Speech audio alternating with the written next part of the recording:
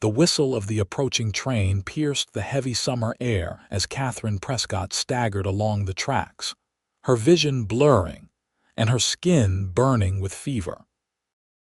The relentless Oregon sun beat down upon her as she clutched a worn leather satchel to her chest, every step a battle against the illness ravaging her body. Katherine had been traveling for weeks, chasing promises of a teaching position in Pendleton after fleeing a life that had crumbled around her in Boston.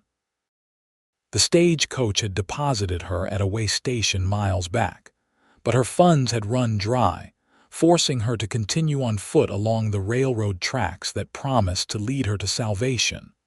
Her throat burned with thirst, her lips cracked and bleeding. The distant whistle sounded again, but it seemed to come from all directions at once. Katherine's knees buckled beneath her, and the world tilted sideways as she collapsed onto the sun-baked earth beside the railroad tracks. The last thing she saw before darkness claimed her was a cloud of dust in the distance and the silhouette of a rider approaching at speed. Owen O'Sullivan pulled back on his horse's reins when he spotted what appeared to be a bundle of fabric beside the tracks. As he drew closer, the bundle took the unmistakable shape of a woman. He dismounted in one fluid motion, his boots hitting the ground before his horse had fully stopped. "Madam," he called, approaching cautiously. When she didn't respond, he knelt beside her, noting the unnatural flush to her cheeks and the heat radiating from her skin. Her breathing came shallow and rapid. Owen removed his hat, revealing a shock of dark hair streaked with premature silver at the temples.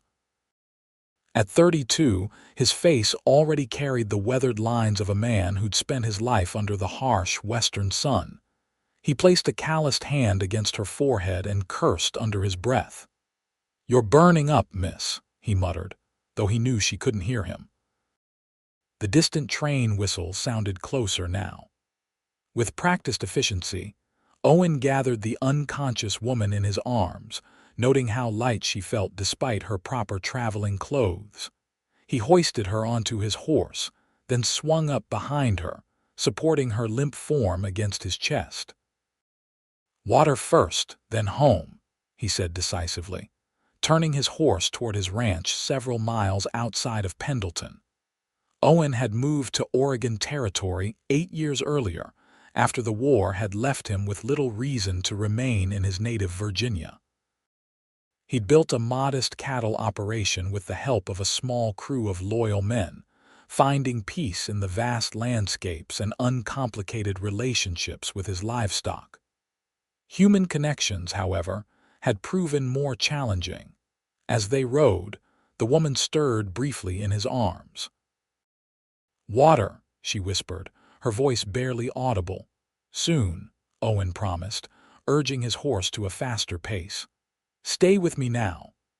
Katherine drifted in and out of consciousness, aware only of the steady rhythm of hoofbeats and the solid presence holding her upright. Images flickered through her fevered mind, her father's disappointed face when she'd announced her intention to travel west, the letter offering her the teaching position in Pendleton, the endless rocking of the stagecoach that had brought her here. By the time they reached the small creek that cut across Owen's property, her breathing had grown more labored. He dismounted carefully, cradling her in his arms as he carried her to the water's edge. "Miss, can you hear me?" Owen asked, lowering her gently to the grassy bank. He cupped water in his hands and brought it to her lips. Small sips now. Katherine's eyes fluttered open, revealing irises the color of a summer storm. She drank greedily from his palms, water dribbling down her chin. "Slow now," he cautioned. "Too much too fast will make you sick." "Thank you," she managed, her voice raw and weak. "I'm Owen O'Sullivan," he said, continuing to offer her water. "My ranch is just over that ridge. Can you tell me your name, Miss Katherine?" she whispered. "Katherine Prescott." "Well, Miss Prescott, you've got yourself a nasty fever. I need to get you somewhere you can rest properly." He hesitated, then added, "I don't mean to be forward, but my ranch is the closest shelter. The town's another hour's ride, and you need care sooner than that." Katherine tried to respond, but darkness crowded the edges of her vision once more. The last thing she remembered was being lifted again into strong arms that smelled of leather and pine. When she next opened her eyes, Katherine found herself in an unfamiliar bed. Sunlight filtered through simple muslin curtains, casting a warm glow across a sparsely furnished but tidy room. A cool cloth rested on her forehead, and her traveling clothes had been replaced by a man's shirt that engulfed her slender frame. Panic fluttered in her chest as she tried to piece together how she'd arrived here. The door opened, and a weathered woman with iron-gray hair entered, carrying a tray. "Ah, you're awake," the woman said, her voice tinged with a melodic Irish lilt. "I'm Martha Donovan, Mr. O'Sullivan's housekeeper. You gave us quite a scare, Miss Prescott." Katherine attempted to sit up, but dizziness forced her back against the pillows. "How long have I been here?" she asked, her throat still painfully dry. "2 days now," Martha replied, setting the tray on a bedside table. "The fever broke last night, thank the Lord. Mr. O'Sullivan found you collapsed by the railroad tracks. Another hour out there, and we might be having a different conversation." She helped Katherine drink from a cup of broth, supporting her head with a surprisingly gentle hand. "My belongings?" Katherine asked when she'd finished. "Safe and sound," Martha assured her. "Though I took the liberty of washing your dress. It's hanging to dry now." Katherine clutched at the blanket covering her. "And my current attire," a slight smile touched Martha's lips. "I changed you myself, dear. Mr. O'Sullivan wouldn't dream of impropriety. He's been keeping a respectful distance, just checking in on your progress. His shirt was the only thing I had that would serve until your things dried." Relief washed over Katherine. Her reputation, already precarious after her hasty departure from Boston, remained intact. "I'm in his debt," she murmured. "I must thank him properly." "Rest first," Martha insisted. "There's time enough for gratitude when you're stronger." Katherine nodded, suddenly exhausted by the brief conversation. As she drifted back to sleep, she wondered about the man who had rescued her and what kind of person would take in a stranger without hesitation. The next time Katherine woke, the light had changed to the golden hue of late afternoon. She felt markedly stronger, the worst of the fever having passed. Testing her limbs cautiously, she pushed herself into a sitting position, pleased when the room remained stable around her. A soft knock at the door preceded Owen's entrance. He carried a small bundle that Katherine recognized as her satchel. "Miss Prescott," he said, stopping just inside the doorway. "It's good to see you sitting up. Martha said your fever's gone, but you'll need to take it easy for a few days yet." Katherine was struck by his appearance in the clear light of day. Tall and broad-shouldered, he carried himself with the quiet confidence of a man accustomed to hard work. His face was tanned and weathered, but his eyes, a clear, steady blue, conveyed a gentleness that seemed at odds with his rugged exterior. "Mr. O'Sullivan," she said, her voice stronger than before, "I owe you my life." He shifted uncomfortably, placing her satchel on a chair near the bed. "Anyone would have done the same." "I don't believe that's true," Katherine replied. "You could have left me for the train crew to find. Instead, you brought me into your home." "Water first, then home," he said simply, echoing the words he'd spoken when he found her. It seemed the right order of things. His plain-spoken manner touched Katherine more deeply than any elaborate expressions of chivalry might have. In Boston, men spoke in carefully crafted phrases designed to impress rather than communicate. "Nevertheless, I'm grateful," she said. "And I promise not to impose on your hospitality longer than necessary. Once I'm able to travel, I'll make my way to Pendleton." "What business brings you to Pendleton, if you don't mind me asking?" Owen inquired, maintaining a respectful distance from the bed. "I'm to be the new school teacher," Katherine explained. "At least, I hope I still am. I'm already late in arriving." Owen nodded thoughtfully. "Town's been without a proper teacher for nearly a year. The children have been making do with lessons from the minister's wife, but she's expecting her 5th child and can't continue. I reckon they'll be mighty glad to see you, no matter when you arrive. You're familiar with Pendleton, then? It's the nearest town to my ranch," he confirmed. "I ride in every couple of weeks for supplies. I could send word about your delay if you'd like." "That would be very kind," Katherine said, relief evident in her voice. "I'd hate to lose the position before I've even begun." A faint smile touched Owen's lips, transforming his solemn face. "I doubt there's much danger of that. Qualified teachers aren't exactly plentiful in these parts." Martha appeared in the doorway, hands on her hips. "Mr. O'Sullivan, this poor girl needs rest, not conversation, and supper will be ready within the hour." Owen nodded, recognizing the dismissal for what it was. "I'll leave you to recover, Miss Prescott. Martha's a formidable nurse. You're in good hands." After he departed, Martha helped Katherine into a chair by the window, wrapping a quilt around her shoulders. From this vantage point, she could see the ranch stretching out below, a sturdy main house with several outbuildings, corrals containing horses, and in the distance, the dark shapes of cattle grazing on rolling hills. "It's beautiful," Katherine murmured.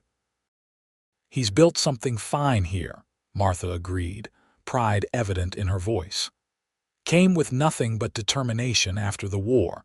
Most men would have given up that first winter, but not Owen O'Sullivan. You've been with him long." "5 years now," Martha said, brushing invisible dust from the windowsill. "My John, God rest him, was foreman here until pneumonia took him. Mr. O'Sullivan insisted I stay on as housekeeper." She paused, eyeing Katherine speculatively. "He's a good man, lonely, though he'd never admit it." Katherine felt a blush rise to her cheeks. "I'm not looking for that. I came here to teach." Martha's laugh was warm and knowing. "Of course you did, dear. I'm just making conversation." Over the next few days, Katherine's strength returned gradually. By the 4th morning, she was able to dress herself in her freshly laundered traveling clothes and make her way downstairs unassisted. She found Owen at the kitchen table, nursing a cup of coffee while reviewing what appeared to be ledgers. He rose when she entered, pulling out a chair for her. "Good morning, Miss Prescott. You're looking much improved." "I feel it," she confirmed, settling into the offered seat. "Your hospitality and Martha's care have worked wonders." Martha placed a plate of eggs and bacon before Katherine, along with a steaming cup of coffee. "Eat now. You need your strength." As they ate, Owen explained that he'd sent one of his ranch hands into Pendleton the previous day with news of Katherine's delayed arrival. "Thomas returned last evening with word from the town council. They're holding the position for you and have arranged temporary lodgings at Mrs. Whittaker's boarding house until the school teacher's cottage is repaired." "Repaired?" Katherine asked. "Apparently there was some damage to the roof during the spring storms," Owen explained. "Nothing serious, but they want it properly fixed before you move in." Katherine felt a weight lift from her shoulders. Her position was secure and lodgings awaited her. "When do you think I might be well enough to travel to town?" Owen exchanged a glance with Martha before answering. "Doc Wilson rides out this way every week to check on the Miller family. He's due tomorrow. If he says you're fit to travel, I'd be happy to take you into Pendleton the day after." Katherine nodded, pleased with this sensible approach. "That seems reasonable. I wouldn't want to risk a relapse by pushing too hard." "In the meantime," Martha interjected, "you might enjoy some fresh air. The porch gets lovely morning light and there's a view of the whole valley." After breakfast, Katherine found herself settled in a rocking chair on the wide front porch, a light blanket across her lap despite the summer warmth. The vista before her was breathtaking rolling hills dotted with cattle, forests of pine in the distance, and beyond them, the blue shadows of mountains against the sky. She watched as Owen worked with his men in the corral, breaking a spirited young horse. Even from a distance, she could see the patient, steady way he handled the animal, firm but never cruel. The horse eventually settled under his guidance, and the men called out good-natured congratulations. As the sun climbed higher, Owen made his way back to the house. He removed his hat as he approached the porch, running a hand through hair damp with exertion. "Mind if I join you?" he asked, gesturing to the empty chair beside her. "Please do," Katherine replied. "I was just admiring your skill with horses." He settled into the chair, a comfortable silence stretching between them for several moments. "Have you always been a teacher?" he eventually asked. "My mother was a teacher before she married," Katherine explained. "She taught me to read before I was 5, and I suppose the love of learning took root early. I taught at a girls' school in Boston for 2 years after completing my own education." "What made you leave? If you don't mind my asking," Owen added hastily. "Boston's a far cry from Pendleton." Katherine hesitated, unsure how much to reveal. "I needed a change," she said simply. "Sometimes the path one expects to follow turns out to be the wrong one." Owen nodded, seeming to understand the weight of what remained unsaid. "I know something about that. Thought I'd spend my life in Virginia, working the land my father and his father before him had farmed. Then the war came." "You fought for the Confederacy?" Katherine asked, trying to keep any judgment from her voice. "I did," he admitted. "Not for slavery. My family never owned slaves, but because Virginia was home." He gazed out at the distant mountains. "By the time I understood what we were really fighting for, too many good men were already dead. When it ended, there wasn't much to go back to. So you came west." "Seemed like the only direction worth going," Owen agreed. "A place where a man might be judged by what he builds rather than what he's lost." Katherine studied him, seeing beyond the weathered exterior to the thoughtful man beneath. "And have you found what you were looking for?" A smile touched his lips, though it didn't quite reach his eyes. "Most days I reckon I have. This land has been good to me, but sometimes—" He trailed off, then shrugged. "Sometimes a ranch feels mighty empty with just cattle and cowboys for company." The moment stretched between them, filled with an unexpected intimacy that made Katherine's heart beat a little faster. She looked away first, turning her attention back to the vista before them. "It's a beautiful place you've built, Mr. O'Sullivan." "Owen," he said, "if you wouldn't mind." "Out here, Mr. always makes me think someone's calling for my father." "Owen," she repeated, liking the way the name felt. "Then I'm Katherine, or Kate to my friends." "Kate," he echoed, and something in the way he said it made her certain they were no longer merely acquaintances. The afternoon slipped away in comfortable conversation. Owen told her about his early struggles establishing the ranch, and Katherine shared stories of her students in Boston. They discovered a shared love of literature. He kept a small but treasured collection of books, mostly poetry and history, that he read by lamplight during the long winter evenings. As the sun began to set, painting the valley in hues of gold and amber, Martha called them in for supper. Over a hearty meal of venison stew and fresh baked bread, Katherine found herself laughing more freely than she had in months. Even the ranch hands who joined them at the table seemed charmed by her wit and intelligence, treating her with a respect that had nothing to do with her illness. Later that night, as Katherine prepared for bed, she caught sight of her reflection in the small mirror hanging on the wall. Color had returned to her cheeks, and her eyes shone with a vitality that had been absent during her final months in Boston. The woman who stared back at her seemed both familiar and strangely new, as if the fever had burned away more than just the illness. She thought of Owen, of his quiet strength and unexpected depths. In Boston, men of her acquaintance wore their learning like badges, displaying their intelligence through carefully rehearsed opinions.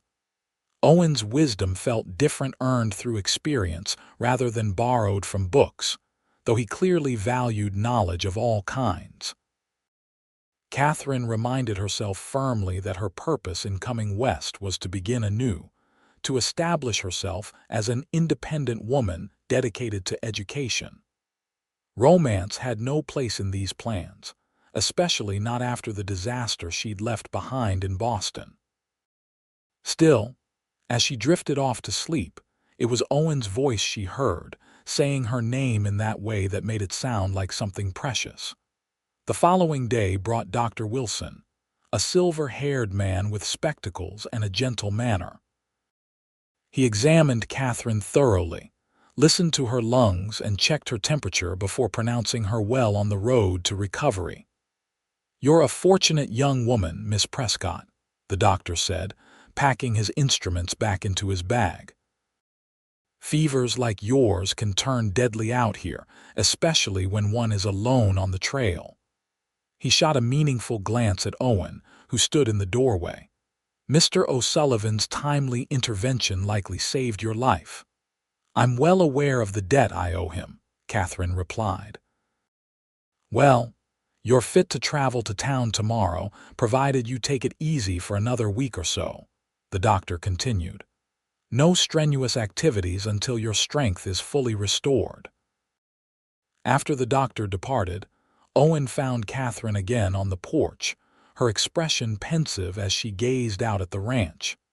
"Doc says you're well enough to travel," he said, leaning against the porch railing. "We can leave for Pendleton first thing tomorrow if that suits you." "Yes, that would be fine," Katherine agreed, though with less enthusiasm than he might have expected. "I should begin making arrangements for the school term." Owen studied her face, noting the slight furrow between her brows. "Something troubling you?" Katherine hesitated, then admitted, "I'm nervous, I suppose. Pendleton has existed only as an idea until now, a fresh start, a place where I might build something meaningful. Now that it's about to become real." "Having second thoughts about coming west?" Owen asked, his tone carefully neutral. "No," Katherine said firmly. "Not that, just apprehensive about what awaits me." She smiled wryly. "Collapsing with fever beside the railroad tracks wasn't exactly how I planned to begin my new life here." "Few things worth doing start the way we imagine," Owen observed. "My first cattle drive ended with half my herd scattered across 3 counties after a thunderstorm spooked them. Thought I'd lost everything." "What did you do?" "Rounded up every last steer one by one," he replied simply. "Took twice as long as it should have, but I got them to market eventually." He met her eyes directly. "Point is, it's not how you start that matters. It's whether you see it through." Katherine felt something loosen in her chest at his words. "You're right, of course. And at least I'll know one person in Pendleton when I arrive." "More than one," Owen corrected her. "Martha's sister runs the mercantile in town, and Doc Wilson clearly approves of you. Plus, I suspect the children will take to you right away." His confidence in her bolstered Katherine's spirits. "Thank you, Owen, not just for the rescue but for this." She gestured vaguely between them. "Your kindness has meant more than I can properly express." Something flickered in his eyes, a warmth that made her breath catch. "It's been my pleasure, Kate, truly." That evening, Martha outdid herself with a farewell supper. The table groaned under platters of roast chicken, fresh vegetables from the garden, and a blackberry cobbler that Owen declared the best he'd ever tasted. The conversation flowed easily, and Katherine found herself memorizing the details: the golden lamplight, the comfortable clink of cutlery, the rumble of Owen's laugh when one of the ranch hands recounted a particularly outlandish tale. After the meal, as Martha cleared the dishes, Owen invited Katherine to step outside. The night was clear, stars blazing in a velvet sky unmarred by the smoke and lights of a city. "I've never seen so many stars," Katherine breathed, tilting her head back to take in the spectacle. "One of the things I love most about this place," Owen admitted. "Makes a man feel small, but in a good way, like being part of something bigger than yourself." They stood in companionable silence for several minutes, shoulders not quite touching as they gazed upward. "I wanted to give you something," Owen said finally, reaching into his pocket. He withdrew a small leather-bound volume and held it out to her. "For the journey tomorrow." Katherine accepted the book, running her fingers over the worn cover. "Tennyson," she read, opening it carefully to find it was a collection of the poet's works. "Owen, I'd like you to have it," he insisted gently. "Something to remember your time here." "As if I could forget," she murmured, deeply touched by the gesture. "Thank you." Their fingers brushed as she took the book, and Katherine felt a shiver that had nothing to do with the evening air. For a moment, she thought Owen might take her hand, might say something to acknowledge the connection that had grown between them over these few days. Instead, he stepped back slightly, returning his hands to his pockets. "We should start early tomorrow," he said, his voice gruffer than before. "Town's a good 2 hours' ride." Katherine nodded, disappointed yet understanding his restraint. They were, after all, near strangers despite the intensity of their brief acquaintance.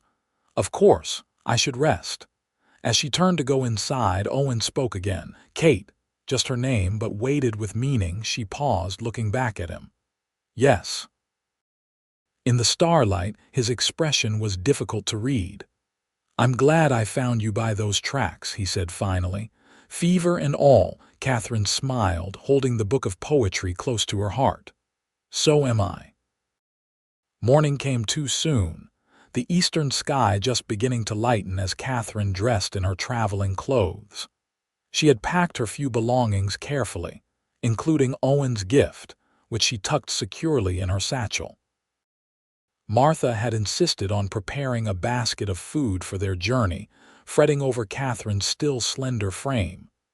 "You need feeding up," the housekeeper declared, pressing biscuits wrapped in cloth into her hands. "Town food isn't the same as home cooking."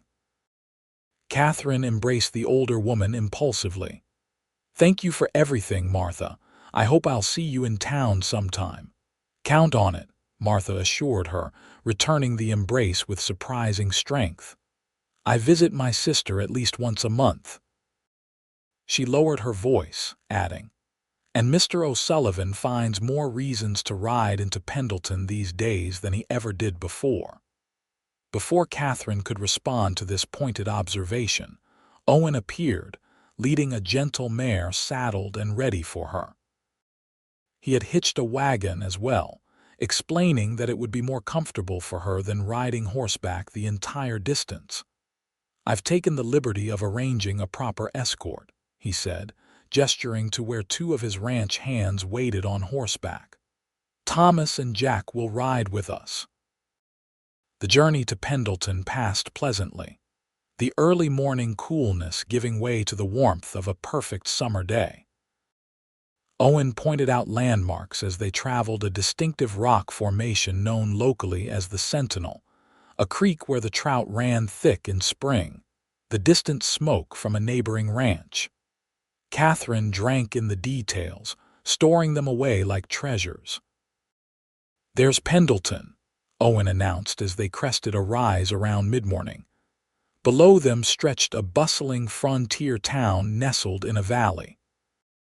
From this distance, Katherine could make out a main street lined with businesses, a church spire rising above the other buildings, and outlying homes scattered in a rough grid. "It's larger than I expected," she admitted, both pleased and slightly intimidated. "Growing fast," Owen agreed. "The railroad's been good for business, and the cattle drives bring in steady money. Still small enough that everybody knows everybody's business, though," he added with a slight smile. "Fair warning." As they descended into the town, Katherine straightened her spine and adjusted her bonnet, determined to make a favorable first impression despite her unusual arrival. Owen seemed to sense her nervousness, shooting her an encouraging look as they turned onto the main street. Their appearance generated immediate interest. Shopkeepers emerged from their establishments, and passers-by stopped to stare openly at the wagon and its occupants. Owen nodded greetings to several people, but kept the horses moving steadily toward a modest two-story building with a sign identifying it as Whittaker's boarding house. A plump woman with iron-gray hair pulled into a severe bun stood waiting on the porch, hands clasped before her. "Mr. O'Sullivan," she called as they approached, "and this must be our new schoolteacher." Owen drew the wagon to a halt and quickly came around to help Katherine down. She was grateful for the support, her legs unsteady after the long ride. "Mrs. Whittaker," Owen said, "may I present Miss Katherine Prescott?" "Welcome to Pendleton, Miss Prescott," the woman said, giving Katherine a thorough once-over. "We received word of your illness. I trust you're recovered." "Nearly so, thank you," Katherine replied, standing as straight as her tired body would allow. "I apologize for the delay in my arrival." Mrs. Whittaker waved away the apology. "Better late than never. The children have been running wild without proper schooling." She turned to Owen. "Thank you for bringing her safely, Mr. O'Sullivan. I'll take good care of her now." Something in the woman's tone, a subtle dismissal, made Katherine glance at Owen. His face had returned to the impassive expression she'd first seen when he entered her sick room, the warmth carefully concealed. "I've no doubt of that, madam," he said politely. "Miss Prescott is still recovering her strength, so she'll need rest before taking up her duties." "Of course," Mrs. Whittaker agreed. "The town council doesn't expect her to begin until next week. That should give her time to settle in and meet the important families." Katherine felt a sudden reluctance to part from Owen, aware that once she stepped into Mrs. Whittaker's domain, something would change between them. They would no longer be simply a man and woman sharing meals and conversation, but a rancher and a schoolteacher with their separate places in the town's social hierarchy. "Thank you again, Mr. O'Sullivan," she said formally, extending her hand. "I'm forever in your debt." Owen took her hand, his grip firm but gentle. "No debt between friends, Miss Prescott." His eyes held hers for a moment longer than strictly proper. "I hope you'll be happy here." "I hope so too," she replied softly, as Mrs. Whittaker ushered her inside. Katherine looked back once to see Owen still standing beside the wagon, his expression unreadable as he watched her go. The first week in Pendleton passed in a whirlwind of introductions and preparations. Katherine found Mrs. Whittaker's boarding house clean and respectable, if somewhat lacking in warmth. Her fellow boarders included the bank clerk, a young widow who worked at the millinery, and an elderly gentleman who had once been the town's only lawyer but was now mostly retired.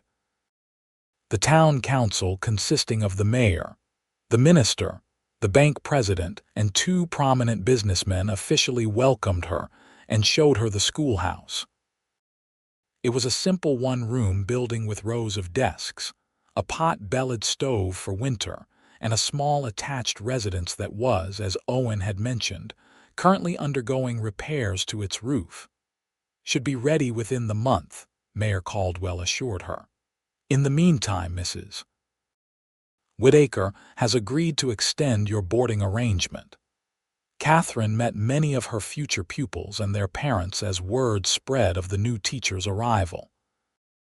The children ranged from 5-year-olds just starting their education to teenagers who would soon be leaving school for adult responsibilities. They eyed her with various combinations of curiosity, shyness, and in a few cases, outright skepticism. "My brother says lady teachers are too soft," announced one freckle-faced boy of about 10. "Says we'll never learn proper with a woman teaching." Katherine met his challenge with a steady gaze. "Your brother is entitled to his opinion," she replied calmly.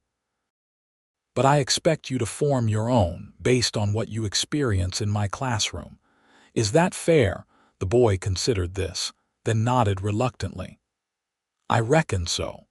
Throughout this busy period, Katherine found herself watching for Owen whenever she ventured onto the main street.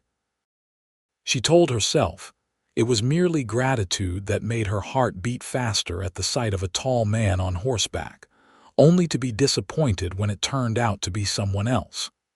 She had known him for less than a week, after all hardly time to form a lasting attachment. Yet in quiet moments, often late at night when the boarding house had fallen silent, she would open the volume of Tennyson he had given her, reading by candlelight until the words blurred before her tired eyes. Something about the poet's longing for connection, for meaning beyond the ordinary, resonated deeply with her own unsettled heart. On Sunday, Katherine attended services at the town's only church, a white clapboard building with a modest steeple. She wore her best dress, a deep blue that brought out the gray of her eyes, and a straw bonnet trimmed with matching ribbon. As the newest arrival in town, she drew considerable attention, with many parishioners making a point to introduce themselves before and after the service. She was speaking with the minister's wife when she felt a change in the atmosphere, a subtle shift that made her turn toward the church entrance. Owen stood there, hat in hand, looking more formal than she had yet seen him in a dark suit coat and polished boots. Their eyes met across the crowded vestibule, and the buzz of conversation around her faded to a distant hum. He made his way toward her, exchanging brief greetings with others but clearly intent on reaching her side. When he finally stood before her, Katherine was dismayed to find herself suddenly tongue-tied. "Good morning, Miss Prescott," Owen said, his formal address acknowledging their public setting. "You're looking well. The town air agrees with you." "Mr. O'Sullivan," she replied, finding her voice. "It's good to see you. Yes, I'm fully recovered now, thanks to your care." The minister's wife, Mrs. Chambers, looked between them with undisguised interest. "Mr. O'Sullivan rarely honors us with his presence," she observed. "We're usually lucky to see him once a month, if that." Owen's expression remained pleasantly neutral. "I had business in town yesterday that couldn't be completed before nightfall. Seemed sensible to stay over and attend services while I was here." "How fortunate," Mrs. Chambers murmured, her tone suggesting she found the timing more than coincidental. "Miss Prescott has made quite an impression on our community already. The children are eager for school to begin." "I'm not surprised," Owen said, his eyes warm as they rested on Katherine. "Miss Prescott has a way of making learning seem like an adventure rather than a chore." Katherine felt a blush rise to her cheeks at the compliment. "You're too kind, Mr. O'Sullivan. I've yet to prove myself in the classroom here." "Perhaps you'll join us for Sunday dinner, Mr. O'Sullivan," Mrs. Chambers suggested. "We've invited Miss Prescott as well and several other members of the congregation." Owen hesitated, and Katherine held her breath, hoping he would accept. "Thank you, madam," he said finally, "but I've already promised to dine with the Wilsons. The doctor was good enough to invite me when he heard I'd be in town." Disappointment settled in Katherine's chest, though she maintained her pleasant expression. "Another time, perhaps," she said lightly. "Perhaps," he agreed, his gaze lingering on her face before he added, "though I did hope to speak with you briefly before I return to the ranch." Would you walk with me for a moment?" Aware of Mrs. Chambers' barely concealed curiosity, Katherine nodded. "Of course." They stepped outside into the bright sunshine, moving a short distance from the church to stand beneath the shade of a large oak tree. From here, they could see much of the town, the schoolhouse where Katherine would soon begin teaching, the row of businesses along the main street, the scattered homes with their kitchen gardens and children playing in the yards. "How are you finding Pendleton?" Owen asked, his formal manner softening now that they were relatively private. "Everyone has been very welcoming," Katherine said honestly. "There's much to learn about the community, but I'm eager to begin my work." "And Mrs. Whitaker, is she taking good care of you?" Katherine smiled at his concern. "She runs a tight ship, but the accommodations are comfortable. I'll be glad to have my own home once the schoolteacher's cottage is repaired, though." Owen nodded, seeming to debate with himself before speaking again.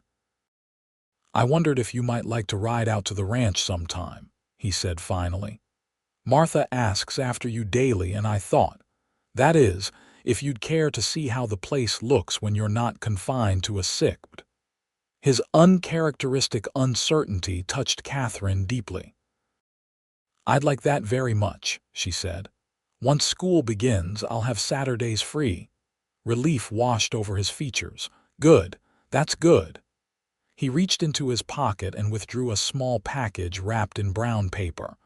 "I found this among your things when I brought you to the ranch. It must have fallen from your satchel. I meant to return it sooner, but—" Katherine accepted the package, unwrapping it carefully to reveal a small daguerreotype in a silver frame, her parents on their wedding day, her mother's face so like her own, her father standing proud beside his bride. "I thought it might be important," Owen said quietly. "Family usually is."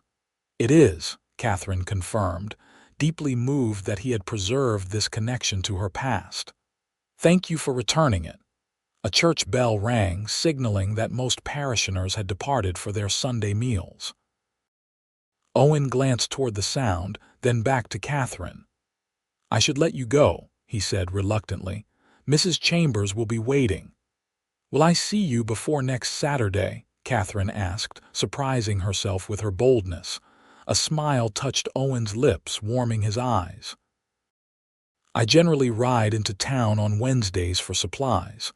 Perhaps I might call on you then, if it wouldn't be an imposition." "I'd like that," Katherine replied simply. As they parted ways, Katherine clutched the daguerreotype to her chest, aware that something had shifted between them, a tacit acknowledgement of a connection that went beyond the circumstances of their meeting. For the first time since arriving in Pendleton, she felt truly at home.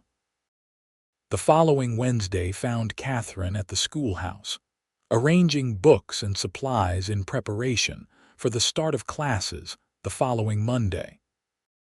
She had spent the past 2 days reviewing the previous teacher's notes and creating lesson plans appropriate for the range of ages and abilities she would be teaching. A shadow fell across the open doorway, and she looked up to find Owen standing there, hat in hand. Her heart gave a traitorous leap at the sight of him. "Mr. O'Sullivan," she said, setting aside the primer she had been examining, "this is a pleasant surprise." "Miss Prescott," he replied, remaining on the threshold as if uncertain of his welcome. "I hope I'm not interrupting your work." "Not at all," she assured him, gesturing for him to enter. "I was just familiarizing myself with the available materials. Some are quite outdated." Owen stepped inside, his tall frame making the schoolroom seem suddenly smaller. He glanced around at the rows of desks, the blackboard mounted on the wall, the small bookshelf containing the school's meager library. "Not quite what you're used to, I imagine," he observed. "Boston schools must be better equipped." "Different, certainly," Katherine acknowledged. "But there's something appealing about this simplicity. The focus can be on the learning itself rather than fancy trappings." Owen nodded, Seeming pleased by her response, he approached the desk where she stood, placing a small parcel wrapped in brown paper before her. "I brought you something.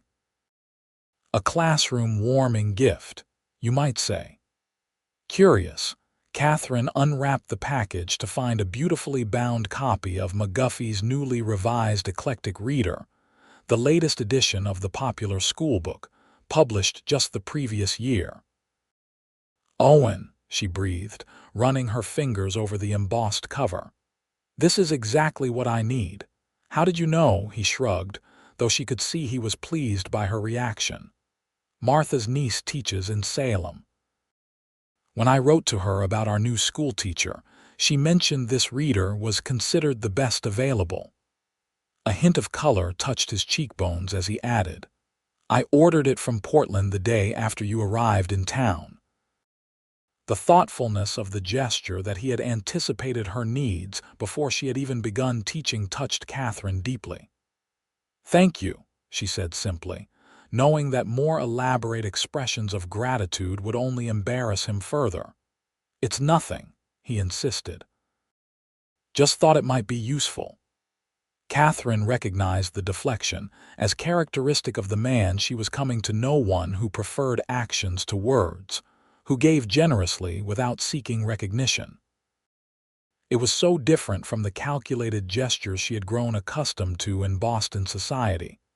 "Will you stay for tea?" she offered impulsively. "I brought a basket, thinking I might be here through the afternoon."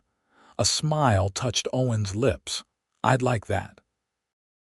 As Katherine busied herself with the kettle on the small stove in the corner, Owen wandered around the classroom, examining the maps on the walls and the globe on a side table. "What made you decide to become a teacher?" he asked, spinning the globe gently with one finger. Katherine considered the question as she measured tea leaves into the pot. "I've always loved learning," she said finally. "There's something magical about watching a child grasp a new idea, seeing that moment of understanding dawn. And books." She gestured to the small shelf of volumes. "Books opened worlds to me when I was young. I wanted to do the same for others." Owen nodded, as if her answer confirmed something he had already suspected about her. "You'll be good at it," he said with quiet certainty. "I hope so," Katherine replied, pouring hot water over the leaves. "Some of the older boys may prove challenging. They're used to working alongside their fathers and don't always see the value in formal education." "Show them how it connects to their lives," Owen suggested, accepting the cup she offered him. "Ranching takes more arithmetic than most realize, and a man who can read contracts saves himself a world of trouble." They sat on opposite sides of her desk, the simple act of sharing tea transforming the schoolroom into a more intimate space. Conversation flowed easily between them, touching on books they had both read, memories of their own school days, and Owen's observations about the families whose children would soon be in Katherine's care. "The Miller children, there are 4 of them, are sharp as tacks but shy as deer," he told her. "Their mother died 2 winters ago, and their father's doing his best, but they've grown wary of strangers." Katherine nodded, making a mental note to be especially gentle with these pupils. "And the Wilson twins. Dr. Wilson mentioned them when he examined me." A smile creased Owen's weathered face. "Terrors, both of them, but good-hearted. They'll test your patience from the start, mark my words." As the afternoon light began to soften, Owen reluctantly rose to leave. "I should let you get back to your preparations," he said. "And I've supplies to collect before heading back to the ranch." "Of course," Katherine agreed, though she was loath to see him go. "Thank you again for the reader. It will be invaluable." At the doorway, Owen paused, turning back to her with an expression she couldn't quite decipher. "About Saturday," he began. "I thought perhaps, if the weather holds, we might ride to Lookout Point. It's about an hour from the ranch, a spot with a view of the whole valley. Good place for a picnic if you'd be interested." The invitation, so clearly planned in advance, made Catherine's heart flutter. This was no casual visit to the ranch, but a deliberate outing together, something very like a courtship gesture. "That sounds lovely," she said, hoping her voice didn't betray her inner excitement. "What time shall I expect you?" "I'll come for you at 9 if that's not too early," Owen replied, relief evident in his relaxing posture. "Bring a shawl. It can be breezy on the point even in summer." As he left, Catherine found herself standing in the schoolhouse doorway, watching his tall figure stride down the street toward the general store. Several townspeople nodded greetings to him, which he returned politely, but Catherine noted that he didn't stop to chat with anyone. Owen O'Sullivan, she was beginning to understand, was respected in Pendleton but not truly integrated into its social fabric. Like her, he stood slightly apart from the community, connected but not fully belonging. The realization created a sense of kinship that went beyond their growing personal attraction. They were, in some essential way, fellow travelers in this frontier town, she by virtue of her recent arrival, he by choice or circumstance. That evening at dinner, Mrs. Whitaker made a point of mentioning that she had seen Owen visiting the schoolhouse. "Mr. O'Sullivan seems to have taken quite an interest in education recently," the landlady observed, her tone carefully neutral as she passed the potatoes. "Can't recall him ever setting foot in the schoolhouse before." Catherine met the older woman's gaze steadily. "He very kindly brought me a new reader for the students. His thoughtfulness will benefit the entire community." "Indeed," Mrs. Whitaker murmured, exchanging glances with the bank clerk across the table. "Most thoughtful." Later, alone in her room, Catherine opened her journal and began to write, trying to sort through her conflicted emotions. She had come to Oregon Territory to escape the painful memories of Boston, to establish herself as an independent woman dedicated to her profession. Romance had been the furthest thing from her mind. Yet here she was, just weeks after her arrival, counting the days until Saturday when she would spend time alone with a man who increasingly occupied her thoughts. Owen was nothing like the sophisticated gentleman who had courted her in Boston. His manners, while unfailingly respectful, lacked the polished veneer of Eastern society. His hands bore the calluses of hard work rather than the smooth softness of wealth and privilege. And yet, there was a depth to him, an essential goodness and quiet intelligence that attracted her more powerfully than any smooth compliments or fashionable appearance ever had. When he looked at her, she felt truly seen, not as a potential ornament or a prize to be won, but as a person of value in her own right. Catherine closed her journal without reaching any firm conclusions. Whatever was developing between them would need time to reveal its true nature. For now, she would simply allow herself to look forward to Saturday, and to the chance to know Owen better away from the watchful eyes of Pendleton. Saturday dawned clear and warm, the kind of perfect summer day that seemed designed for outdoor adventures. Catherine dressed with care in a practical riding skirt of forest green and a crisp white shirtwaist, her hair braided and pinned securely beneath a simple straw hat. She packed an extra shawl as Owen had suggested and waited on the boarding house porch for his arrival. At precisely 9 o'clock, she spotted him riding down the street, leading a second horse, a gentle-looking mare with a white blaze down her nose. The sight of him, tall and straight-backed in the saddle, sent a flutter through her chest that Catherine firmly attributed to anticipation of the day's outing rather than the man himself. "Good morning," Owen called as he approached, dismounting in one fluid motion. "I hope I haven't kept you waiting." "Not at all," Catherine assured him, rising from her seat on the porch steps. "You're exactly on time." He helped her mount the mare, his hand strong and steady at her waist as he lifted her into the saddle. The brief contact sent a warmth through her that had nothing to do with the summer sun. "This is Daisy," Owen said, adjusting the stirrups for Catherine's height. "She's got a sweet temperament and sure feet. She'll take good care of you on the trails." "Hello, Daisy," Catherine murmured, stroking the horse's neck. "We're going to be friends, I think."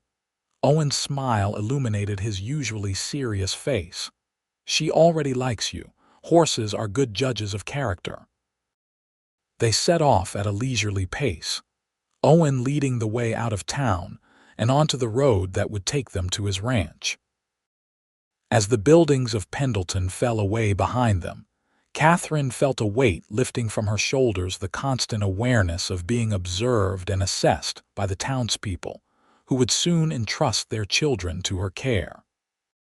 "You seem more relaxed already," Owen observed, guiding his horse alongside hers so they could ride abreast where the trail widened. "Is it that obvious?" Catherine asked with a small laugh. "Only to someone who's watching," he replied, his gaze warm on her face before returning to the trail ahead. "Town life has its own pressures. Out here, a person can breathe." The simple truth of his words resonated with Catherine. She had felt the same relief during her convalescence at his ranch, though she had attributed it then to her recovery from illness rather than the setting itself. "Is that why you chose to build your ranch so far from town?" she asked. "For the breathing room?" Owen considered this, his expression thoughtful. "Partly," he admitted. "After the war, crowds made me uneasy. Too much noise, too many people with expectations." He gestured to the rolling landscape around them. "Out here, a man is judged by what he builds and how he treats his animals and his workers. Simpler measurements than society's rules." Catherine nodded, understanding better now why he remained somewhat separate from Pendleton's social circles. "Yet you've built connections," she observed. "Martha speaks of you as family, and Dr. Wilson clearly counts you as a friend." "Good people find each other, even in open country," Owen said with a slight smile. "But I choose my company carefully these days." The implication that she had been chosen, that their time together was deliberate, rather than merely convenient, warmed Catherine from within. They rode in comfortable silence for a while, the rhythmic sound of hoofbeats and the occasional call of a hawk overhead the only interruptions to the peaceful morning. As they approached Owen's ranch, Catherine saw it with fresh eyes, the sturdy main house with smoke curling from its chimney, the well-maintained outbuildings, the healthy cattle grazing in fenced pastures. This was no struggling homestead but a thriving operation, the result of years of hard work and good judgment. Martha emerged from the house as they rode into the yard, wiping her hands on her apron. "Right on time," she called. "I've just finished packing your basket." She embraced Catherine warmly when she dismounted, holding her at arm's length afterward to inspect her. "You're looking well, dear. Town life agrees with you." "It's good to see you again, Martha," Catherine replied sincerely. "I've missed your cooking." The older woman cackled with delight. "Well, you're in for a treat today. I've packed all the fixings for a proper picnic." She lowered her voice conspiratorially. "Including a bottle of my blackberry wine. Medicinal purposes, of course." Owen, who had been checking Daisy's saddle, rejoined them in time to hear this last comment. "Martha, you'll give Miss Prescott the wrong impression of our hospitality," he chided, though his eyes twinkled with amusement. "Nonsense," Martha replied briskly. "The girl's been cooped up with Harriet Whittaker for weeks. She deserves a little enjoyment." She handed Owen the picnic basket, which appeared substantial enough to feed far more than 2 people. "Now off with you both. The day's not getting any younger." They rode west from the ranch, following a trail that wound upward through stands of pine and aspen. The air grew cooler as they climbed, carrying the scent of resin and wild sage. Katherine found herself relaxing into the rhythm of riding, appreciating Daisy's smooth gait and responsive nature. "You ride well," Owen observed as they navigated a particularly steep section of trail. "I'm guessing it's not your first time on horseback.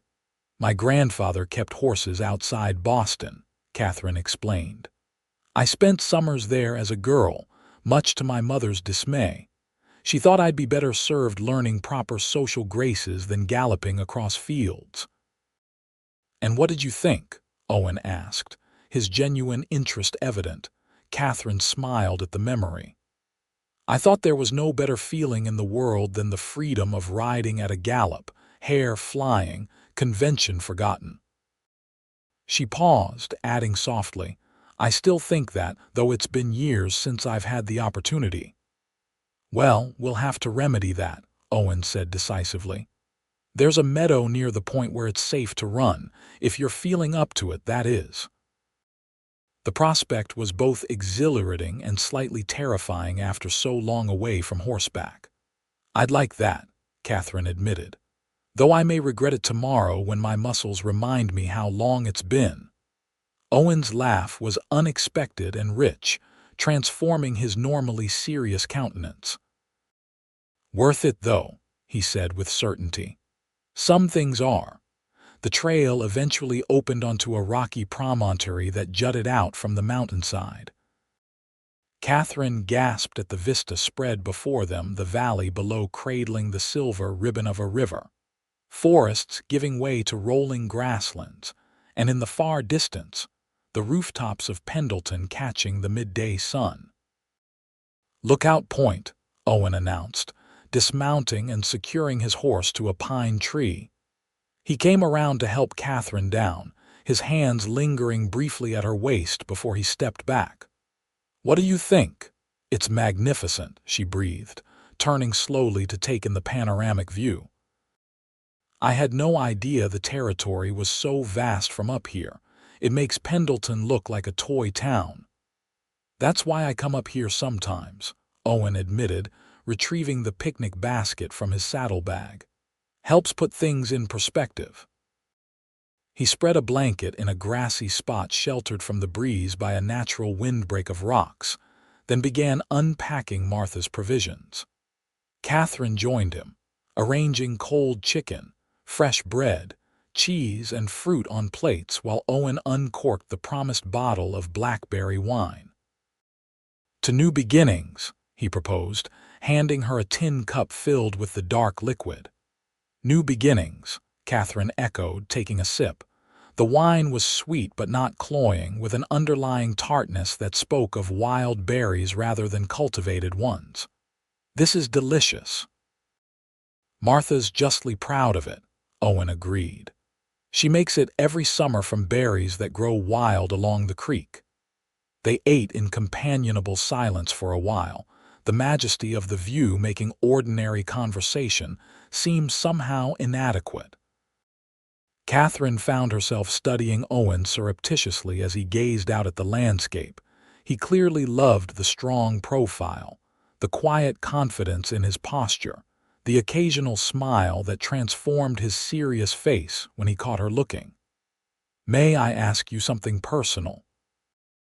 Katherine ventured when they had finished eating and were lingering over second cups of wine. Owen turned to face her fully, his blue eyes direct. "You may ask. I might not answer." "Fair enough," she acknowledged with a small smile. "I was wondering why you never married." "A successful rancher like yourself, I imagine there were opportunities." The question hung between them, and for a moment Katherine feared she had overstepped, but Owen's expression remained open, though thoughtful. "There were," he admitted finally. "A few over the years, but after the war." He paused, seeming to choose his words carefully. "I came west carrying ghosts, Kate. Didn't seem right to ask anyone to live with them, too." The simple honesty of his answer touched her deeply. "And now," she asked softly, "are the ghosts still with you?" Owen's gaze held hers steadily. "They've quieted," he said. more so recently than I would have thought possible. The implication sent a warmth through Katherine that had nothing to do with the wine or the summer sun. Before she could respond, however, Owen rose to his feet, extending a hand to help her up. "Come," he said. "I promised you a gallop, and there's a perfect meadow just beyond those trees." Katherine accepted his hand, allowing him to pull her to her feet. They packed the remains of their picnic and secured the basket before mounting their horses again. Owen led the way through a stand of aspens into a broad, flat meadow carpeted with wildflowers and bordered by forest on 3 sides. "Perfect," Katherine breathed, feeling an almost childlike excitement at the expanse of open space before them. Owen's smile was knowing.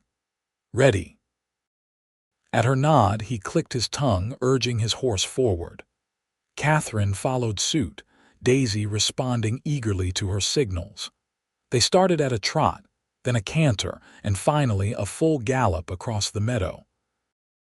The wind whipped at Katherine's hair, loosening pins until strands escaped her careful arrangement to stream behind her like a banner. Freedom. The word echoed in her mind as they raced side by side, the thundering of hooves and the rush of air filling her senses. She laughed aloud from pure joy, and beside her, Owen's deeper laugh joined hers. When they finally slowed at the far edge of the meadow, Katherine's cheeks were flushed and her heart pounded with exhilaration. She turned to Owen, unable to contain her delight. "That was wonderful." His expression as he looked at her was unlike any she had seen before, a mixture of admiration, pleasure, and something deeper that made her breath catch. "You're wonderful," he said simply. Before she could respond, a distant rumble of thunder interrupted the moment. Owen glanced at the sky, where clouds were gathering to the west. "We should head back," he said reluctantly. "Summer storms can move in quickly up here." They rode at a brisk pace back toward the ranch, but the storm moved faster. Halfway down the mountain, fat raindrops began to fall, quickly becoming a steady downpour. By the time they reached the ranch yard, they were both thoroughly soaked despite Owen's oilskin coat, which he had insisted Katherine wear over her lighter clothing. Martha met them at the door, clucking over their bedraggled state. "Straight to the fire, both of you," she ordered, taking the dripping coat from Katherine. "I'll bring towels and hot coffee." In the ranch house's comfortable main room, a fire burned welcome in the large stone fireplace despite the summer season. Katherine stood before it gratefully, unpinning what remained of her once neat hairstyle to let her wet hair hang loose down her back.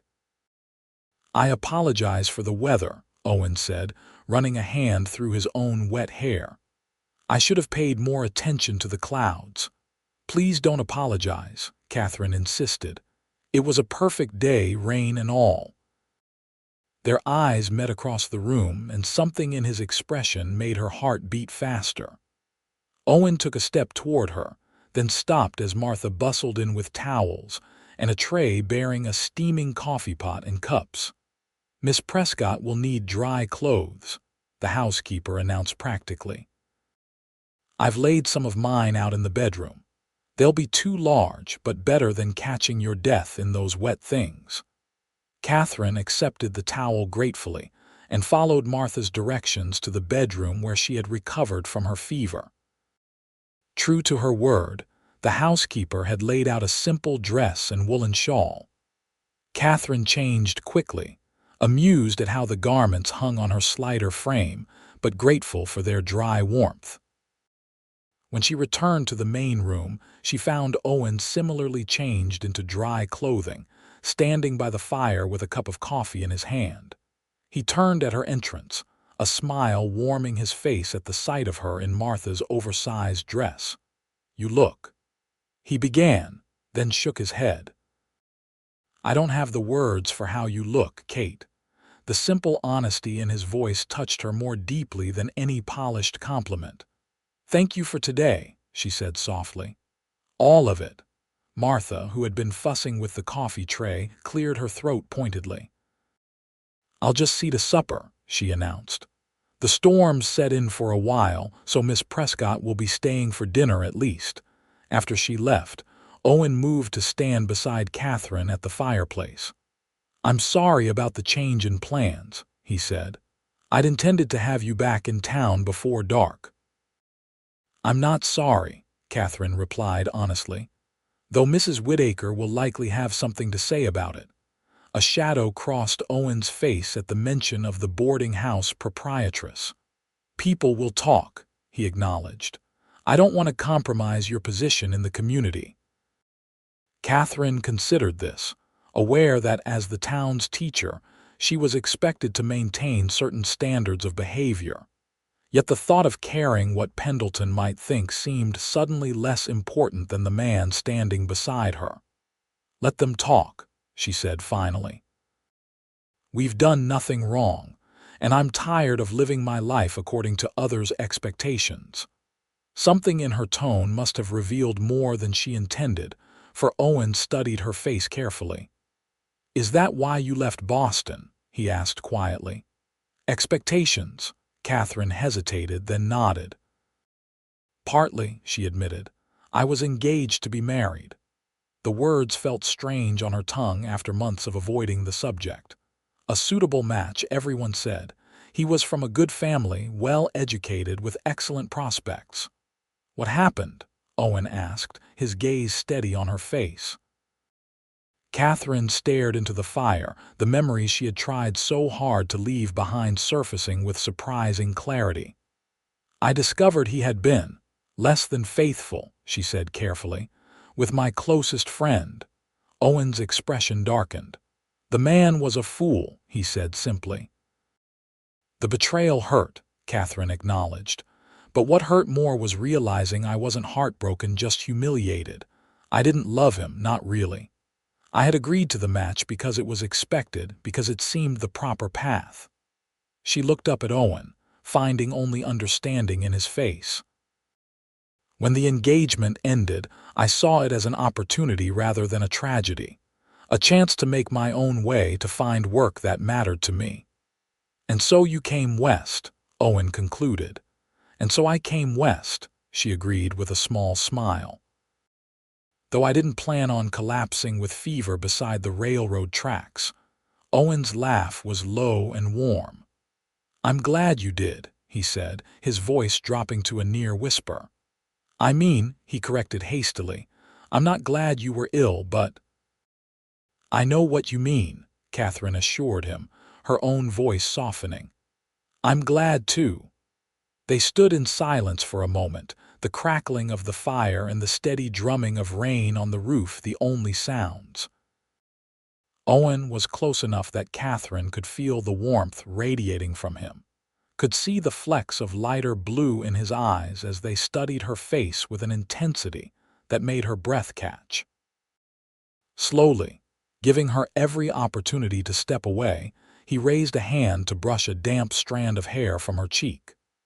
The touch was feather-light, but it sent a current through Katherine that made her previous romantic encounters seem pale by comparison.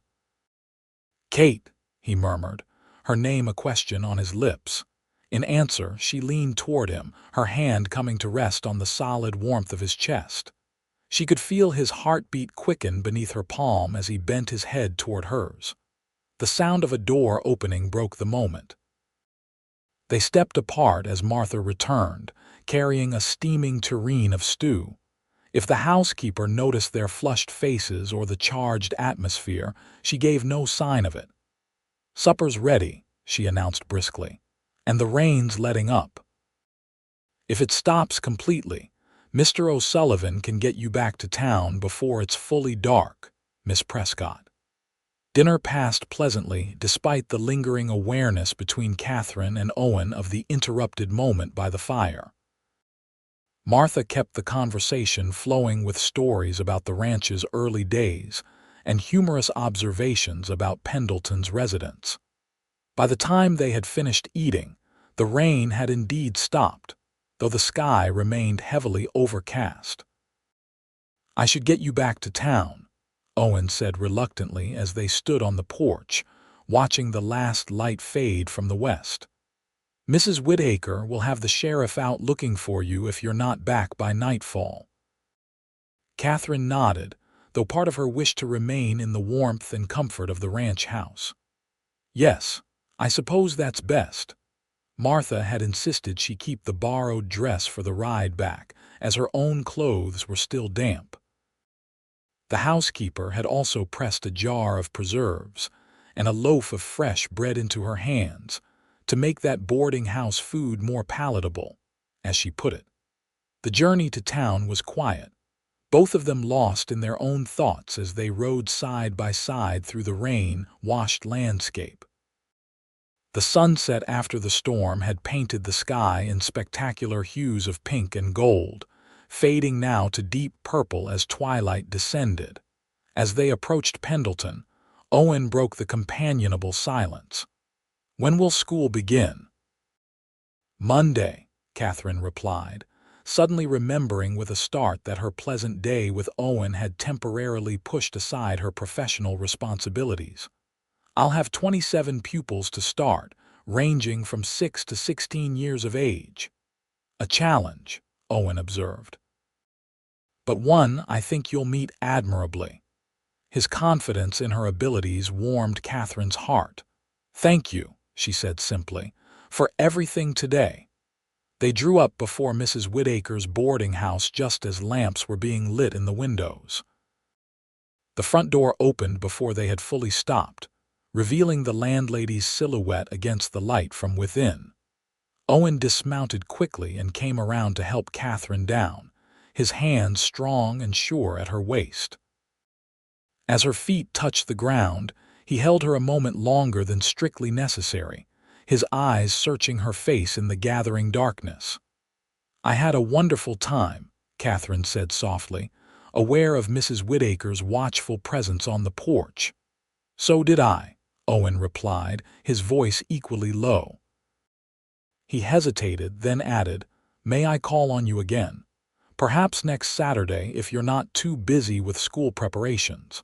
The prospect of seeing him again sent a flutter of anticipation through Katherine's chest. "I'd like that very much, Mrs." Whittaker cleared her throat pointedly from the porch. "Miss Prescott, you must be tired after your excursion.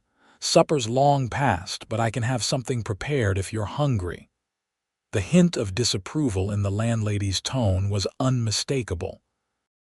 Katherine straightened her spine, determined not to act as if she had anything to be ashamed of. "Thank you, Mrs. Whittaker, but I've already dined at Mr. O'Sullivan's ranch. Martha was kind enough to provide a meal when we were caught in the storm." "I see," the older woman said, her tone suggesting she saw rather more than Katherine might wish. "How thoughtful." Owen, seemingly oblivious to the undercurrents, tipped his hat politely to Mrs. Whittaker. "Evening, madam.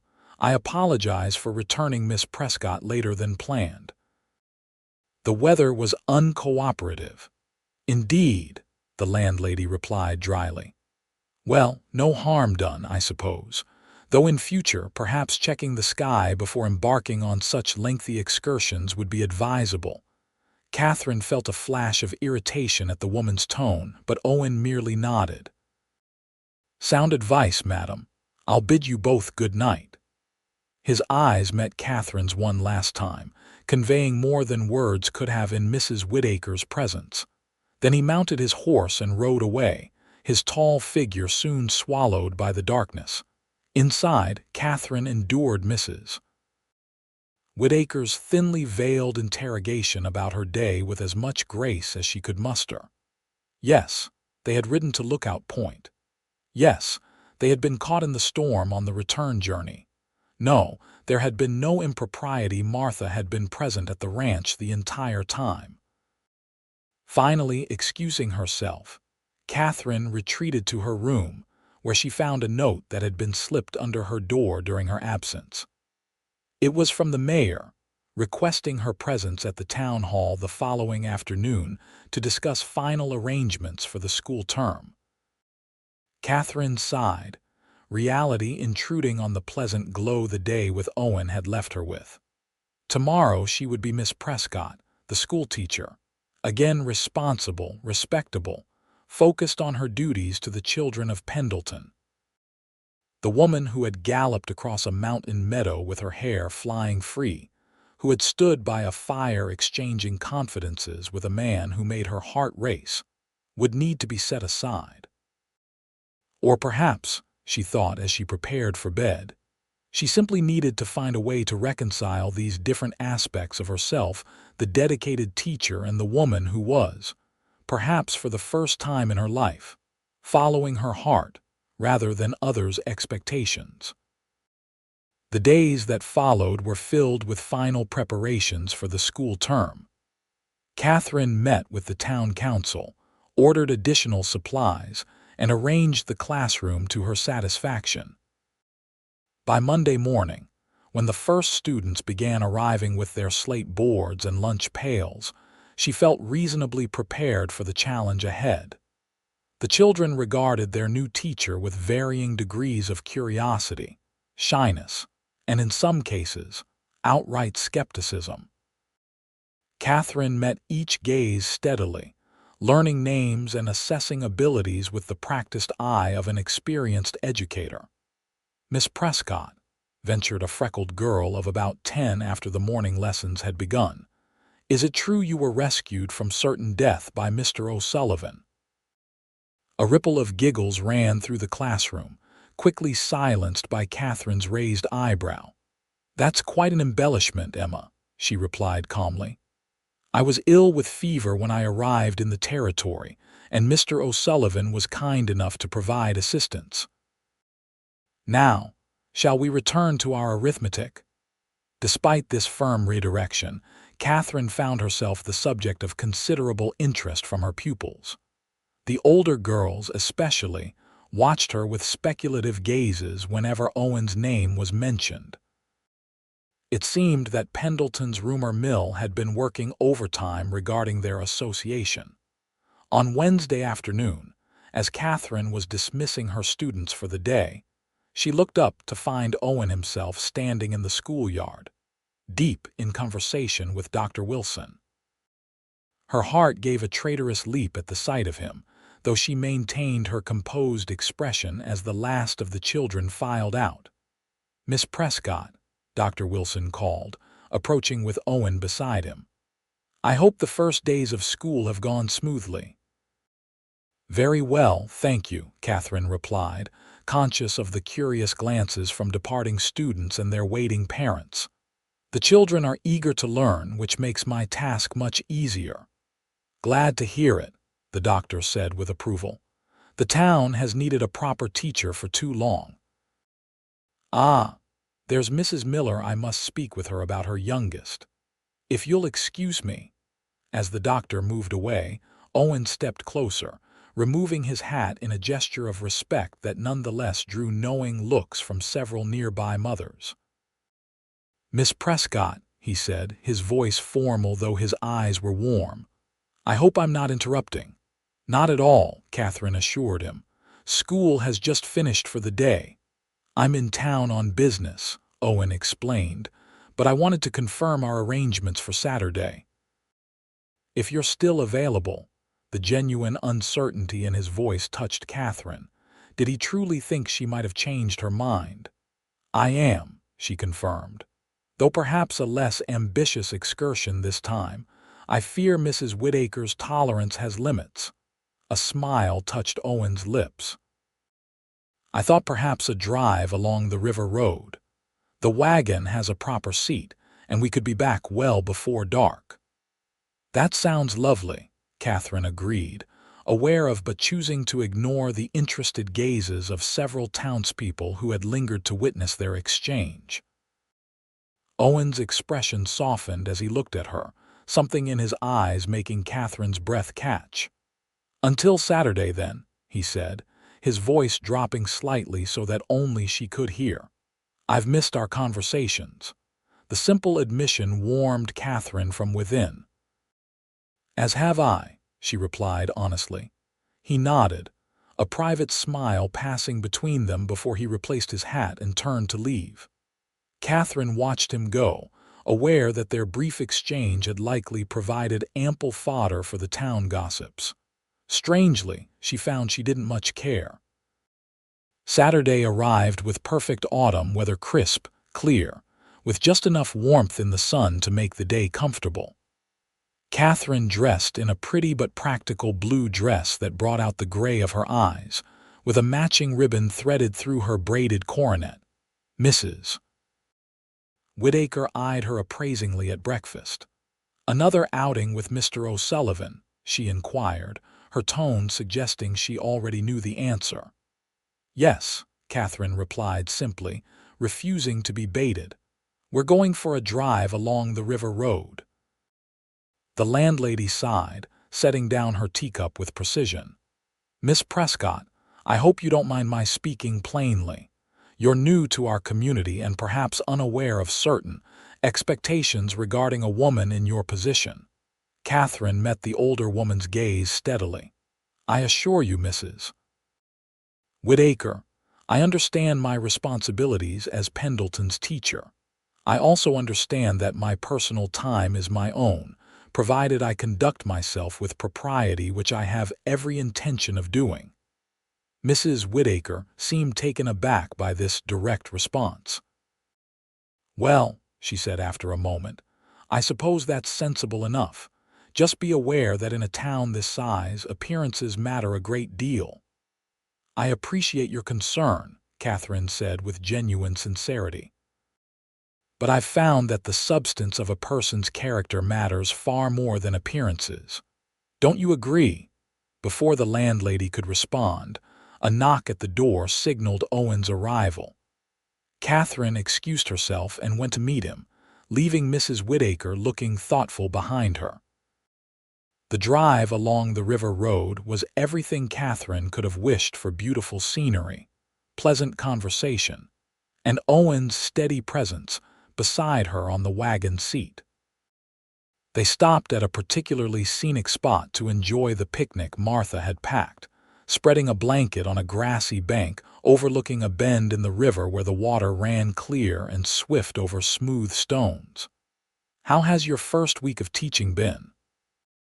Owen asked as they sat together, the remains of their meal packed away and a comfortable silence settling between them. "Challenging but rewarding," Katherine replied honestly. "The children have such varied needs and abilities. Some have had consistent schooling, while others have barely learned their letters despite being 10 or 12 years old." Owen nodded, understanding. "Life out here doesn't always allow for regular attendance. When there's planting or harvesting to be done, many families need their children's help." "I understand that," Katherine said. "I'm trying to be flexible, designing lessons that will benefit them even if they can only attend sporadically." She smiled, thinking of some of her more enthusiastic pupils. "And several of the older children have shown remarkable aptitude. Sarah Johnson has a natural gift for mathematics, and young Thomas Miller writes with more insight than many adults I've known." The pride in her voice must have been evident, for Owen studied her face with a warm expression. "You love it, don't you, teaching?" "I do," Katherine admitted. "There's something deeply satisfying about watching a child grasp a new concept, seeing that moment when understanding dawns." She looked out over the river, adding softly, "It's what I was meant to do, I think." "You were," Owen agreed with quiet certainty. "Anyone watching you with the children can see that." She turned to him, curious. "Have you been watching me with the children?" A slight color touched his tan cheekbones. "I might have lingered in town after business once or twice this week," he admitted. "Your classroom windows face the street, you know." The thought that he had made excuses to remain in town just to glimpse her at work touched Katherine deeply. "And what did you observe during your lingering?" she asked, smiling to show she wasn't offended by his admission. "I saw a teacher who treats each child with respect," Owen said seriously. Who demands their best effort but understands their limitations? Who makes learning seem like an adventure rather than a chore? He paused, then added more softly, I saw a remarkable woman doing exactly what she was meant to do. Katherine felt warmth rise to her cheeks at the sincerity in his voice. Thank you, she said simply. Your good opinion means a great deal to me. They sat in comfortable silence for a while, watching the river flow past and the occasional flash of fish beneath its surface. Eventually, Owen spoke again, his voice thoughtful. Kate, he began, using the familiar name that had become natural between them in private. I'd like to keep calling on you if you're willing, but I'm aware that my attention might complicate your position in town. Katherine considered this, appreciating his directness. People will talk regardless of what I do, she said finally. If I wear my hair differently, if I introduce a new book in the classroom, if I speak to one parent longer than another after school. She smiled wryly.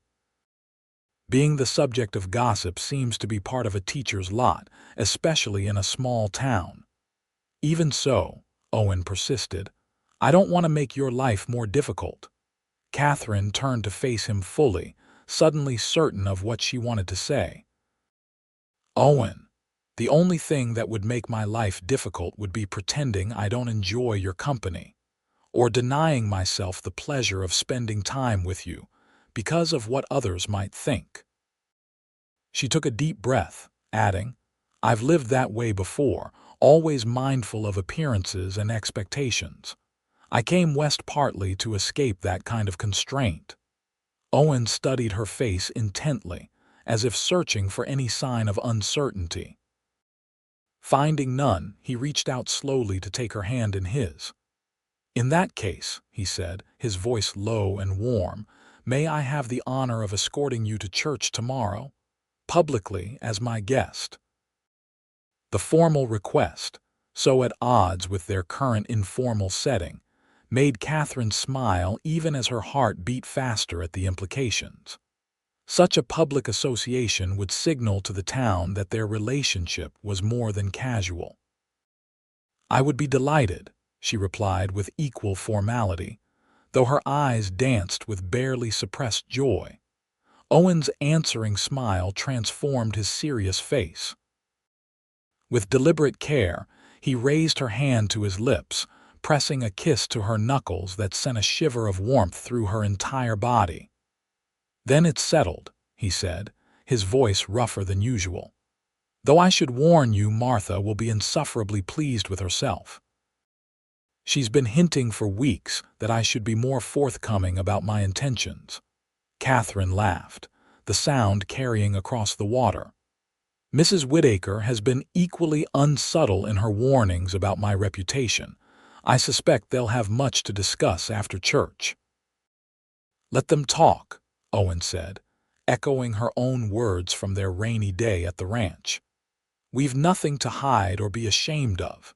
As he helped her to her feet for the return journey, his hand lingered in hers a moment longer than necessary.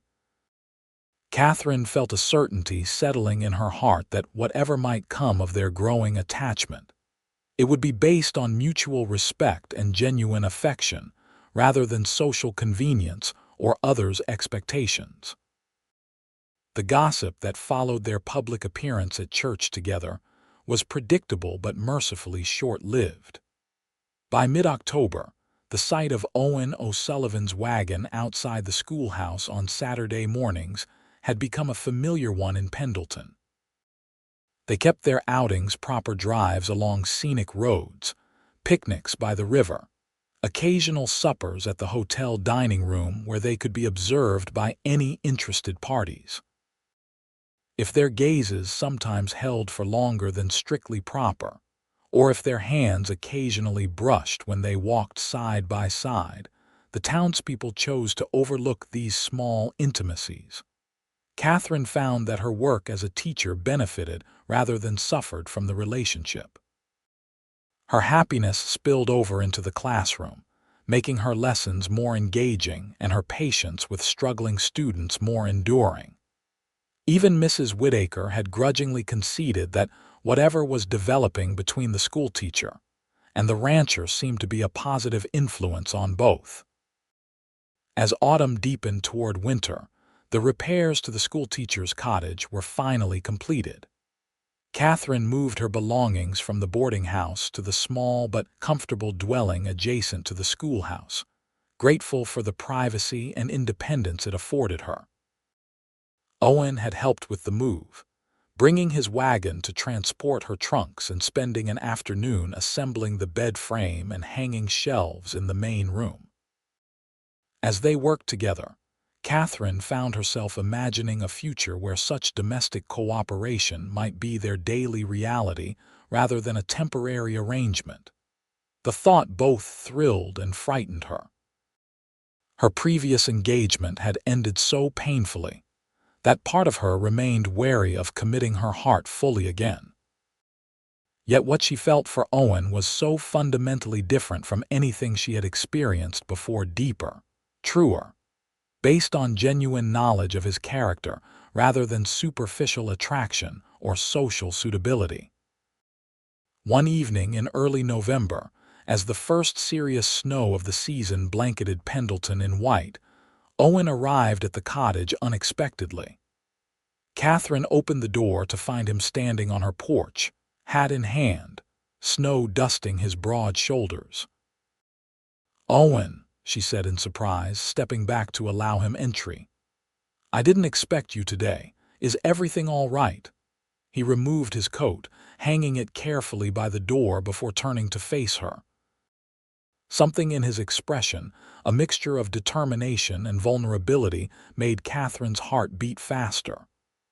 "I needed to see you," he said simply. "I know it's not our usual day, but—" He paused, running a hand through his hair in a gesture she had come to recognize as a sign of nervousness. "There's something I need to say, and I couldn't wait until Saturday." Katherine gestured to the small sitting area where a fire burned cheerfully in the grate. "Would you like some tea?" she offered, unsure how to respond to his unusual intensity. "No," Owen replied, then softened his refusal with a small smile. "Thank you, but no. I'd rather just speak plainly if you'll hear me." "Of course," Katherine said, settling into one of the two armchairs flanking the fireplace. Owen remained standing, however, too restless to sit. "I've been thinking a great deal about the future," he began, pacing slightly before the fire. "About what I want my life to be and who I want to share it with." He stopped, turning to face her directly. "Kate, I know it hasn't been that long since we met. Some might say it's too soon for what I'm about to ask, but I've never been more certain of anything in my life." Katherine's breath caught as he moved to kneel beside her chair, taking her hands gently in his. "From the moment I found you by those tracks, something in me recognized something in you," he said, his voice low and intense. "Not just your beauty or your courage, though you have both in abundance, but something deeper, a kinship of spirit that I've never found with anyone else." Tears pricked at Katherine's eyes as Owen continued, his face open and vulnerable in a way she had rarely seen it. "I love you, Katherine Prescott," he said simply. "I want to build a life with you if you'll have me. Not just days of courting and pleasant outings, but a real life with its joys and sorrows, its work and its rest." He squeezed her hands gently. "Will you marry me?" For a moment, Katherine couldn't speak, overwhelmed by the depth of emotion his words had stirred in her. Owen waited patiently, his eyes never leaving her face, giving her the time she needed to find her voice. "When I came west," she finally began, her voice unsteady with feeling, "I thought I was leaving behind any chance for love. I believed my work would be enough, that independence was all I needed for happiness." She turned her hands in his, lacing their fingers together. "I was wrong." A smile began to dawn on Owen's face as she continued, her voice growing stronger. "I love you too, Owen O'Sullivan. Your kindness, your integrity, your quiet strength, all of it. Yes, I'll marry you. Yes to building a life together, to facing whatever comes side by side. The joy that transformed his face was something Katherine knew she would remember for the rest of her life. Owen rose slightly, still kneeling but now level with her face as she sat in the chair. With exquisite gentleness, he cradled her face in his hands and kissed her for the first time, a kiss that held both tenderness and passion, a promise of the life they would share. When they finally parted, both slightly breathless, Owen rested his forehead against hers. "Water first, then home," he murmured, echoing the words he had spoken when he found her by the tracks. "You were dying of thirst, and all I could think was that you needed water before anything else. But even then, I knew the next step was bringing you home." "And now?" Katherine asked softly. Owen smiled, his eyes reflecting the firelight in something infinitely warmer. "Now we're both home at last." Their wedding took place the following spring, when the wildflowers carpeted the meadows around Pendleton, and the air was sweet with promise. The entire town turned out for the ceremony, held in the church where they had first appeared publicly as a couple. Katherine wore a simple gown of ivory silk, with wildflowers in her hair instead of a formal veil. Owen, standing tall and straight at the altar, looked at her with such love as she walked toward him that several of the townswomen were observed dabbing at their eyes. Martha, who had appointed herself unofficial organizer of the celebration, outdid herself with the wedding feast held afterward on the grounds of Owen's ranch, now to be Katherine's home as well. Tables groaned with food, a fiddler played lively tunes for dancing, and children raced across the open spaces, their laughter mingling with the adults' conversations. Mrs. Whittaker, who had eventually become one of Katherine's strongest supporters, presented the couple with a handmade quilt for their marriage bed. "For warmth in winter and comfort in all seasons," she said with surprising sentiment as she handed it to Katherine. Dr. Wilson offered a toast to the fever that brought two souls together, drawing chuckles from the gathered guests, who had heard the story of how Owen had found Katherine collapsed beside the railroad tracks. As the celebration continued into the evening, Owen drew his new wife aside for a moment of privacy beneath the spreading branches of an old oak tree. "Happy, Mrs. O'Sullivan?" he asked, his arms encircling her waist. Katherine smiled up at him, still adjusting to the new name but loving how it sounded on his lips. "Completely," she assured him, reaching up to touch his face. "Though I'll miss the children at school." They had decided together that Katherine would complete the current school term before resigning her position. The school board had reluctantly accepted her decision, understanding that the demands of being a rancher's wife would not allow her to continue teaching full-time. "You'll still teach," Owen reminded her. "You've already got 3 ranch hands asking for reading lessons and Martha's niece begging you to tutor her children." His expression grew tender as he added, "And someday, God willing, we'll have children of our own to educate." The thought of building a family with Owen filled Katherine with quiet joy. "I'd like that," she admitted, leaning into his embrace. "Very much." As twilight deepened into evening, the newly married couple bid farewell to their guests and retired to the ranch house that was now their shared home. Martha, who had insisted on staying at her sister's in town for the next few days to give you young people privacy, had prepared the master bedroom with fresh linens, wildflowers in a vase by the bed, and Katherine's belongings already unpacked and arranged alongside Owen's. Later, as they lay together in the peaceful darkness of their first night as husband and wife, Katherine rested her head on Owen's chest, listening to the steady rhythm of his heartbeat. "Do you ever think about how differently our lives might have gone if you hadn't found me that day?" she asked softly. Owen's arms tightened around her. "I prefer not to," he admitted, The thought of you out there alone with the fever taking hold. He shook his head slightly. But I did find you, and now we're here together. Together, Katherine echoed, the word a promise and a blessing. Outside their window, the vast landscape of Oregon Territory stretched beneath a star-filled sky. The same land that had seemed so forbidding when Katherine had first arrived, delirious with fever and alone in the world. Now it was home, and the man whose heartbeat sounded steady beneath her ear was the center of that home, a truth as solid as the ground beneath the ranch house, as constant as the seasons that would mark their life together. In the years that followed, their love deepened and grew, weathering the challenges that came with life on the frontier. The ranch prospered under Owen's capable management, expanding to become one of the most successful operations in the territory. Katherine, true to her passion for education, established a small school on the ranch for the children of their workers and neighboring homesteaders who lived too far from town for regular attendance. Their first child, a son they named John after Owen's father, arrived a year after their marriage, a robust, blue-eyed boy with his father's quiet temperament and his mother's quick mind. A daughter, Sarah, followed 2 years later, and eventually a second son completed their family.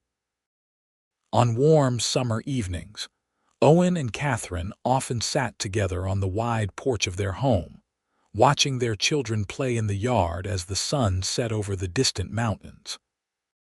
Sometimes they would speak of the day they first met, marveling at the circumstances that had brought them together: a fever, a chance encounter, a man's simple declaration. Water first, then home. And both agreed that while the water had saved Katherine's life that day, it was the home they had built together, founded on love, respect, and shared purpose, that had truly saved them both.